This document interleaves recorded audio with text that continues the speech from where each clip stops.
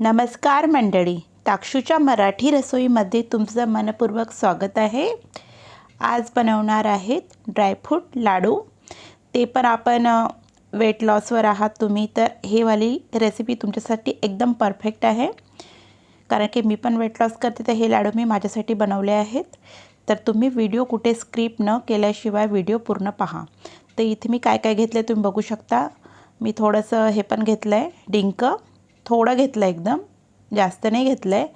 हा खजूर आहे, जो सुका खजूर असतो ना त्याची पावडर आहे। सुका खोबरं, काजू, बदाम आणि कोहळ्याचे बिया घेतले आहे, पिस्ता आणि अक्रोड। तूप एकदम कमी वापरणार आहे मी इथे, तूप एकदम कमी घेतलं आहे बघा। आपल्याला सगळं याच्यात भाजून घ्यायचं आहे तुपामध्ये, तर एकदम कमी तुपामध्ये भाजून घेऊया। सगळ्यात आधी डिंक टाकला आहे मी, डिंक एकदम थोडा घेतला आहे, तो पण तुम्ही बघू शकता किती कमी तुपामध्ये मी डिंक हे केलं आहे। चांगला व्यवस्थित झाला आहे क्रिस्पी। डिंक तुम्ही आधी उन्हामध्ये थोडं म्हणजे गरम करून घ्याल ना, उन्हामध्ये टाकून त्याला वाळवून घ्याल्यानंतर भाजाल ना तर व्यवस्थित फुटतात ते। त्यानंतर बदाम घेतले, बदाम पण मी भाजून घेते, थोडं थोडं करून भाजून घेऊया आपण। तर बदाम मी काढून घेते प्लेटमध्ये, भाजून झाले आहे। गॅस आपल्याला स्लो ठेवायचा आहे, फास्ट नाही करायचं आहे। त्यानंतर मी इथे घेतली अक्रोड, फुटलेली अक्रोड आहे, त्याला पण बघा मी भाजून घेते।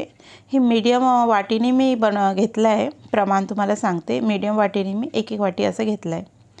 तर याला पण मी काढून घेते। गोड साखर न वापरता आपण हे लाडू बनवणार आहे।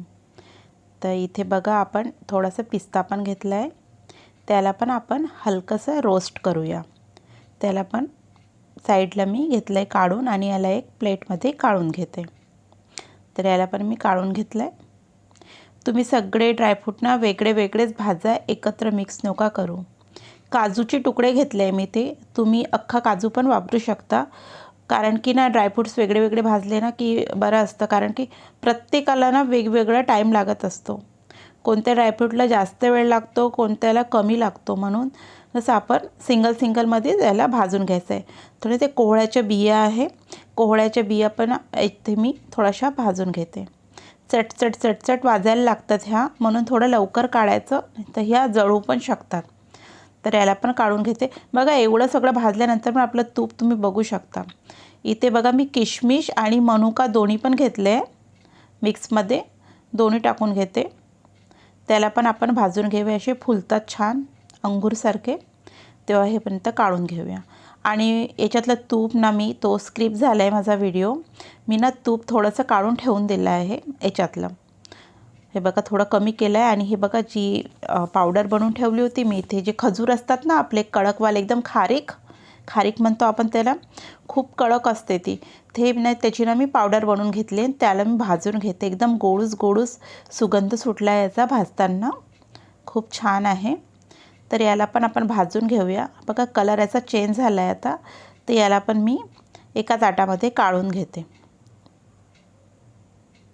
गॅस स्लो ठेवायचा आहे, लवकर करपतं। आता बघा तूप थोडंसं जे आपण काढून ठेवलं होतं ना आधी, तेच तूप मी इथे टाकलं आहे। आणि इथे मी घेतलं आहे खोबरं, घेतलं आहे खोबऱ्याचा कीस आहे व्हाईटवाला।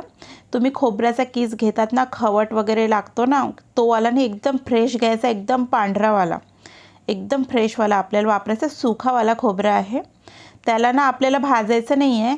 पॅन गरम आहे, गॅस मी स्लो केला आहे आणि पॅनमध्ये मी याला टाकून दिलं आहे, ते आपोआपच क्रिस्पी होऊन जाणार। तर हे बघा सगळे ड्रायफ्रूट्स आपण इथे भाजून घेतले। तर डिंक आपल्याला असं म्हणजे बारीक करून घ्यायचं आहे, तुम्ही मिक्सरमध्ये पण बारीक करू शकता, पण इथे बघा असं ग्लासनी पण व्यवस्थित बारीक होतं। बघा थोडं मी करून बघितलं आधी की व्यवस्थित भाजले की नाही भाजले, ते व्यवस्थित भाजले, तुम्हाला मी दाखवते बघा हाताने करून।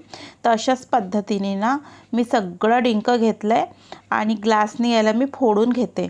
जर तुम्हाला हे किचकट वाटते काम फोडायचं वगैरे, वेळ लागतोय, तर तुम्ही मिक्सरमध्ये फिरवू शकता। मिक्सरमध्ये पण काय एकदाच फिरवलं ना की लगेच हे म्हणजे एकदम बारीक होतं। बघा हे बारीक झालं व्यवस्थित। याला प्लेटमध्ये बघा तुम्ही बघू शकता किती व्यवस्थित आणि छान झालं आहे। त्यानंतर हे जी खजूरची पावडर होती ना, खारीकची पावडर भाजलेली, ती मी याच्यामध्ये टाकून घेते।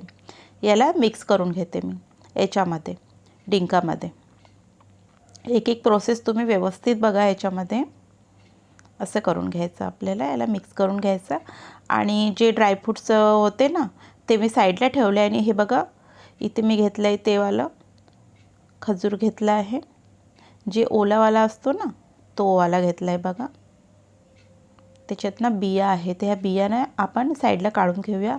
सगळ्या बिना बियाचे पण असेवाले मिळतात पॅकेट्स, तुम्ही ते पण आणू शकता. तर त्याच्यामध्ये मी टाकते किशमिश आणि मनुका, याच्यामध्ये मिक्स करून घेते. जे आपण खजूर घेतले होते ना ओलेवाले त्याच्यामध्ये.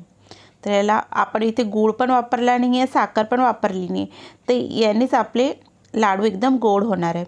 तर हे वाले आपण ना याच्यात ड्रायफ्रूट्स थोडे थोडे मी काढून घेते, जसे आपण लाडूमध्ये नंतर टाकूया याला.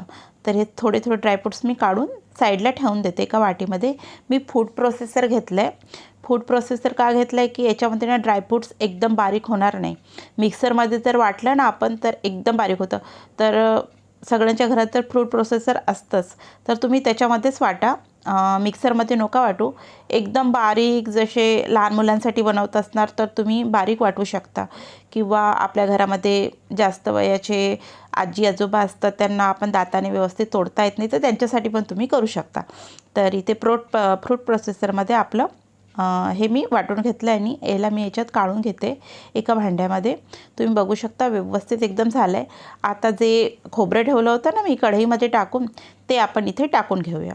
तर हे बघा टाकून घेतलं आहे आणि याला पण इथे मी मिक्स करून घेते व्यवस्थित. याच्यामध्ये बाइंडिंग ना व्यवस्थित बाइंडिंग होते, कारण की आपण ते खजूर टाकलं होतं ना ओलंवालं, त्याने बाइंडिंग व्यवस्थित येते याला. तुम्ही बघणार की मी लाडू कसे बनवते. तर नंतर इथे कुठलाच गूळ साखर मी काहीच वापरलं नाही आहे. गरम गरम मिश्रण असतं, कोमट आहे, जास्त गरम नाही आहे. याच्यात टाकते थोड्याशा गुलाब पाकळ्या. ह्या गुलाब पाकळ्या ओल्या नाही आहे, ड्राय आहे.